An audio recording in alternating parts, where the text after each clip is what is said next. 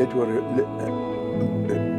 a rainbow nation, I say there's nothing like that, because in fact, I believe myself that we're like a bowl of salad, where a tomato is a tomato, where a cabbage is a cabbage, because this is a multicultural country, and that's the reality.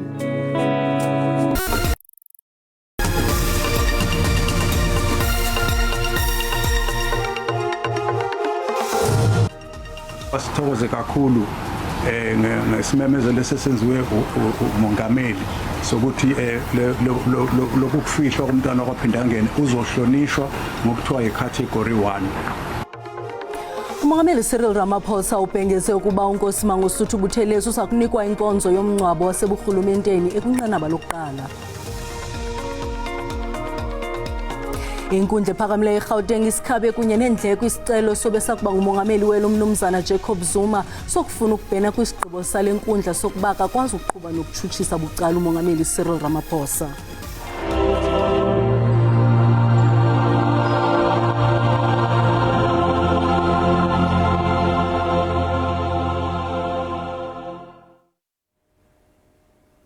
Molweni emakhaya samkele nababukeli kwijelo iDTT khongozelana uvimbe esinilungiselele wona ngokuhlwanje. Iza kubanjwa umgqibelo esikhangele kumhla we-16 kule nyanga inkonzo yomngcwabo yalowo ebesakuba inkokheli ye-IFP umntwana wakwaphinda angena uNkosi Mangosuthu Buthelezi. Ukutshintshwa kosuku lenkonzo yokufihla umntwana okwaphinda angene kulandela isibhengezo salentsasa sikamongameli sokuba lo mngcwabo uza kuba ngwaseburhulumenteni kwisigaba sokuqala. Unyana kaNkosi Buthelezi uPrince Zuzifa Buthelezi uxelele inkomfa nonondaba ngalentsasa ukuba babamba ngazo zozibini kumongameli Cyril Ramaphosa ngenhlonipho enikwa uyise. Sithokoze kakhulu ngesimemezelo esesenziwe umongameli sokuthi lokhu kufihlwa kumntwana okwaphinda angene uzohlonishwa ngokuthiwa yicategory 1. Umndeni ubona ukuthi noma lokhu umntwana bekumfanele nomsebenzi okukholekala ukuthi wenzile empilweni yakhe, sibonge kakhulu ukuthi umongameli anqume ukuba akwenze kube leyo category. Umhle uqhube wathi nakubeni lenkonzo yomngcwabo izakuba yaseburhulumenteni kwisigaba sokuqala njengoko uNkosi Buthelezi inkokheli yomgquba baza kucela inyambalale abazile egalele karhoqo ekhaya kwaphinda ngene ukuba ime ngolesine ingezi ukunika usapho ukuba lwenze amasiko nezithethe zokukhapha umntwana komkhulu kuba inkqubo yaseburhulumenteni eyomkhosi neyemveli ziza kubambisana ukukhapha eligorha.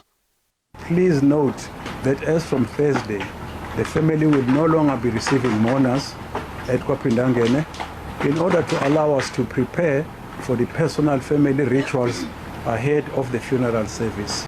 Okanti inkonzo yesikhumbuzo yokugqwala emswaneni kukhunjulwa uNkosi Buthelezi iza kubanjwa ngentsimbi ye-9 urhwaqela kweqabaka ngomso kwibala iPrince Mangosuthu Buthelezi Ondini.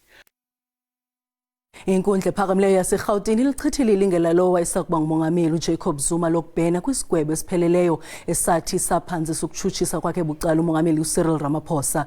Isigwebo esinamaphepha alithoba sidiza ukuba inkundla bingaqinisekanga ngokuba uZuma uye waluphumelela uvavanyo lwemvume yokubhena ngokuchasene namagatya axhomekeke kuwo kumthetho wenkundla eziphakamileyo. uZuma uye wafaka isicelo sokuba avunyelwe ukuba abhene kwinkundla ephakamileyo yaseGauteng ngokusekelwe kwinxalenye zecandelo le-17 lomthetho ojongene neemeko ezivumela ukuba kuvunywe isibheno. Wayesakuba ngumongameli uJacob Zuma ebenethemba lokuba esi sibheno siya kuba namathuba amaninzi okuphumelela kwaye nezinye izizathu ezibambekayo zokuba kutheni esi sibheno kufuneka siviwe.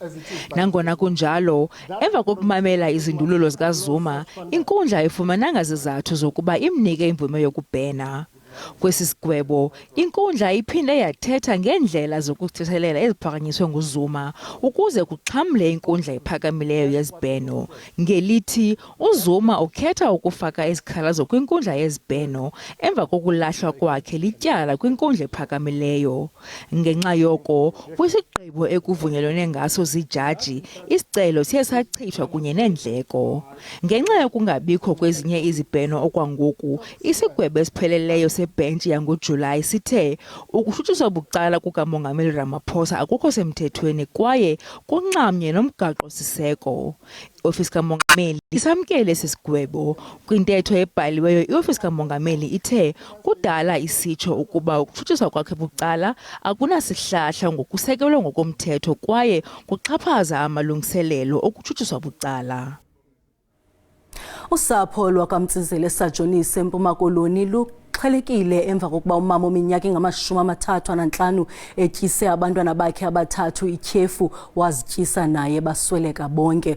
Umntwana wesine usindile kungoku nje ufumana unyango esibhedlele. Kwalenduli apho lenzeke khona elisikizi. Olusapho luthi lo mama uthatha abantwana bakhe wabasehlathini ngoqhiza lwayizolo. Kurhaneleka ukuba ubatyise ityhefu yepilisi yetanki. Le ntombazane ivele yathatha abantwana ebusuku yahamba nabo yathi bangaveli apha egeyithini bophuma ngezantsi ngoba bazobona ngunina. Wathi baya emthandazweni apha emkhumbini. Kanti ke uba sehlathini pha apha wafika badlisa khona ipilisi.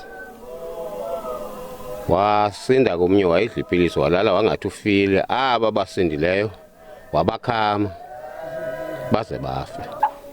Asintam noba uzothatha ngithiwa sena kwapha ihlini abantu balambile akho ndiswiti phelile phofolo andazi umntam nobe nento engqondweni andimazi noba bekhula ngengqondo kodwa bengabona kasolito yena behlele endlini ezivalele pha endlini nabantu abakhe kuhlaliwe kube mandi aphume zincokole. Abantu belali baze kugcwala emswaneni bona kuqala abayikholelwa le ntlekele yenzekileyo. Umuntu obeyihamba icawe kwixesha elingaphambili yiyo le nto ibidala uba singamlinde. Bengumuntu othuleyo, bengumntwana othuleyo nje orayithi.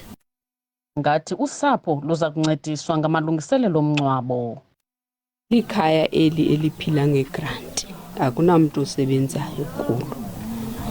Singurhulumente ke siza kuzama ukuba kwesi sehlo esehlileyo apha ekhaya bakwazi ukubekwa kwindawo yabo. Siyelekwe sinje engcobo kunyaka ophelileyo apho wasetyhini wagqebha wabulala abantwana bakhe abane ngehamile. Ukanti kwinyanga ephelileyo omnye wasetyhini naye ubulele abantwana bakhe abathathu naye wazigqithisa mafu eGcuwa. Kwiindaba ze-SABC ndingufundiswa Mhlekude eJabavu esajonisi.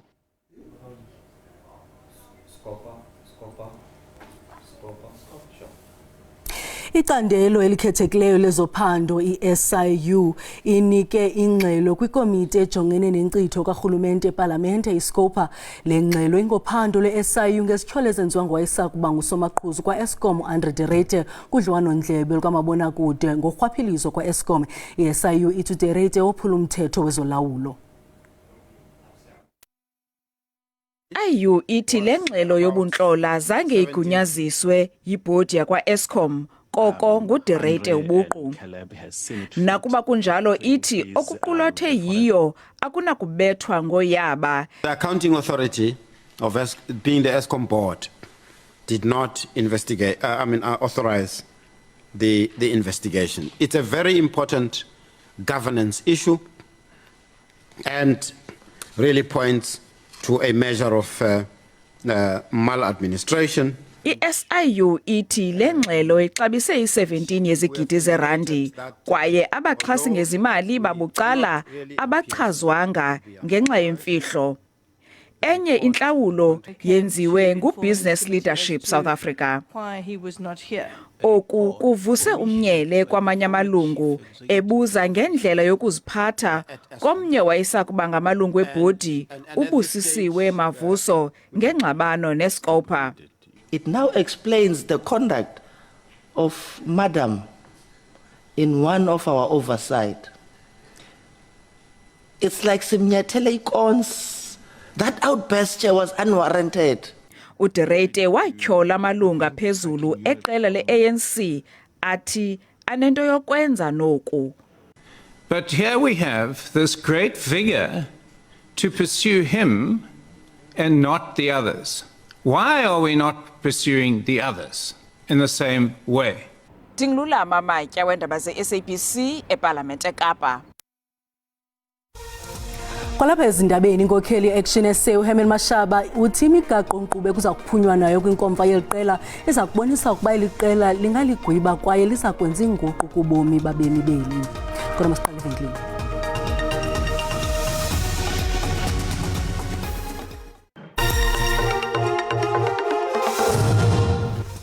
Sinamkele kwakhona kwiindaba zelijelo uyakwazi ukubukela kwakhona ezindaba kwijelo le-YouTube uthi SABC Iindaba zesiXhosa. Unqaku lokuqala sithe umongameli Cyril Ramaphosa ubhengeze ukuba uNkosimango Buthelezi uza kunikwa inkonzo yomngcwabo waseburhulumenteni ekwinqanaba lokuqala noza kuqhutyelwa Olundi KwaZulu-Natal. Umongameli kwayalele ukuba zithotywe iflegi kulo lonke ilizwe ukuqala namhlanje de kube sebusuku ngomhla womngcwabo.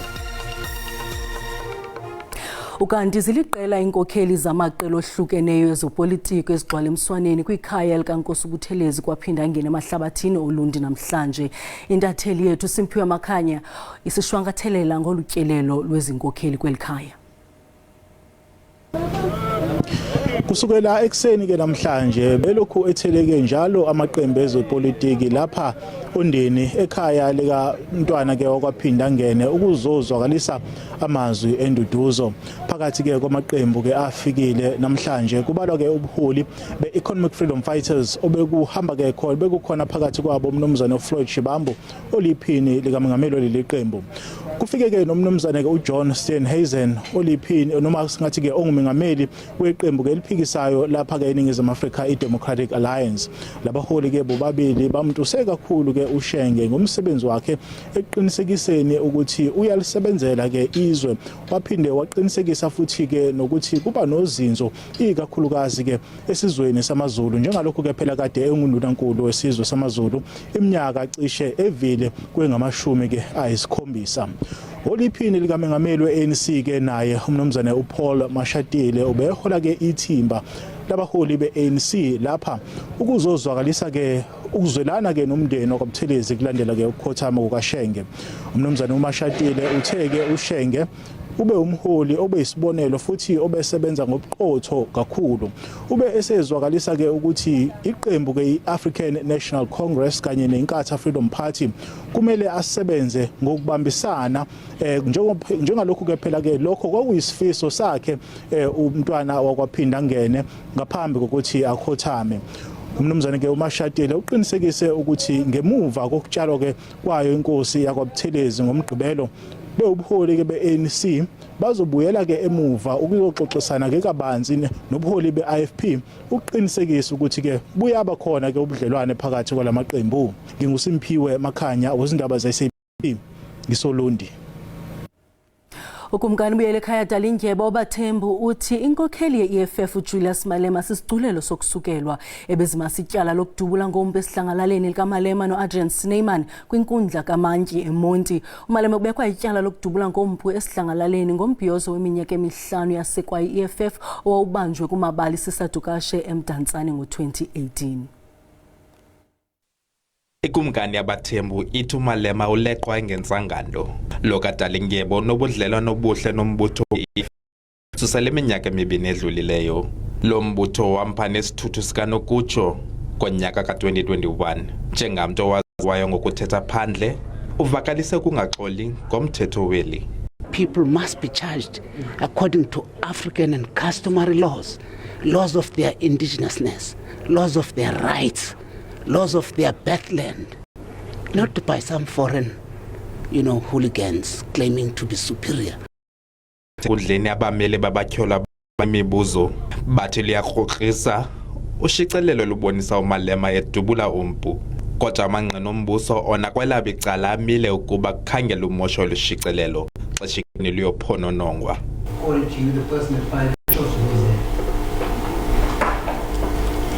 Fired the shots.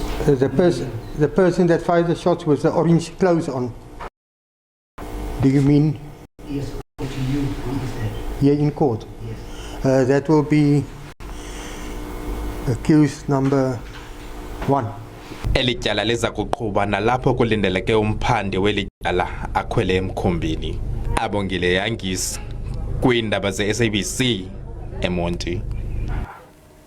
Inkokheli ye-Action SA umnumzana Herman Mashaba ithi imigaqo-nkqubo ekuza kuphunywa nayo kwinkomfa yomgaqo-nkqubo entsuku 3 yeliqela iza kubonisa ukuba iliqela lingaligugu kwaye liza kwenza inguqu kubomi babembeli.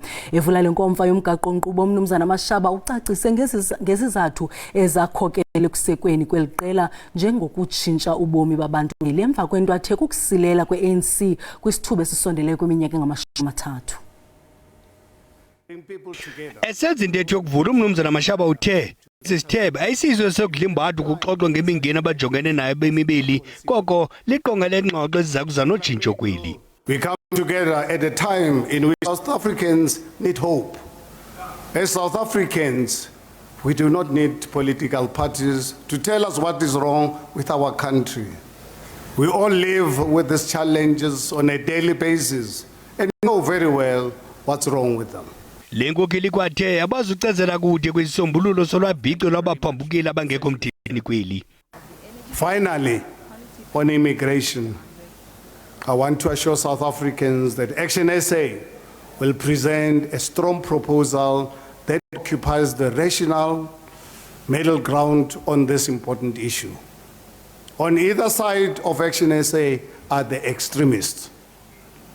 On the one side, there are those who want to ignore our borders or call anyone xenophobic for raising the issue of the failed implementation of immigration regulations in our porous borders. Esemfuthweni phambi kwamakhulu abathunywa umnumzana Mashaba ubaxelele ukuba uyakuyikhalala ishiye Action SA mhla yalalanga ngubinye ne-ANC. Ashiyeke bengenazindawo abahlali baseDriekopies eMpumalanga okukusemva kokuba izindlu zabo zonakaliswe nguvimba wamanzi ovuzayo amanzi agqibelesiya kwizindlu zabo. Ngokwabahlali lo vimba wamanzi wakhiwa phakathi kwenyaka ka-2015 ukuya ku-2017 ngokungekho mgangathweni. Umasipala waseNkomazi uchitha imali engaphaya kwe-30 yezigidi zeerandi esakha uvimba wamanzi angasetyenziswayo ngeenzame zokunciphisa ukunqongophala kwamanzi eNkomazi. Enye inkcitho eyilahleko zizigidi ezingaphaya kwe-13 zeerandi ezisetyenzisiweyo ukwakha lo vimba wamanzi. Nangona kunjalo awusasetyenziswa ngenxa yamanzi avuza ade aye kwizindlu ezikufutshane. Utsepho Madonsela oneminyaka engama-21 ubudala uhlala kwenye yezindlu ezonakaliswe ngamanzi asuka kulo vimba wamanzi. Utyhola ngelithi ikhaya lakhe lachaphazeleka ngalamanzi iminyaka emibini. Uthi le ndlu ineentanda ingadilika nanini na. Lamandi abo ayalikha le abuye aqhamuke ngaphasi atobhobokela la phakathi endlini. Ngathola ukuthi kuba nema cracks kuphakama amehlo idla lamakapa labambe emathayela. Abanye babahlali bathi lo vimba wamanzi ushiye umkhondo wentshabalalo. Izindlu, indlela, ipali zombane zichaphazelekile. Bathola umasipala wendawo ngokungathathi ingqalelo. Siva buhlungu ngekulahlekelwa lithangi la 30 million lipheze libulele netindlu tebahlali baseNkomazi besicela nje kusimasipala wethu abuya tobambisana nathi ngoba saya kumeya wakazange wasinceda ngalutho. Umasipala waseNkomazi uyivumile ingxaki. Siyazama ke ukuthi sincede lo mphakathi ke umphakathi usitshelile ukuthi emanti alimata tindlu tabo bese ke siyamisa ukuthi le lithange lithele emanti ngoba sibona ukuthi liyavuda lakheke kabi. Siphize futhi sibone ukuthi labo labakhalako sibanceda kanjani labo labalinyelwe letindlu tabo. Intsapho ezichaphazelekileyo zibongoza umasipala waseNkomazi ukuba azakhele izindlu. Kamnandi mawethu.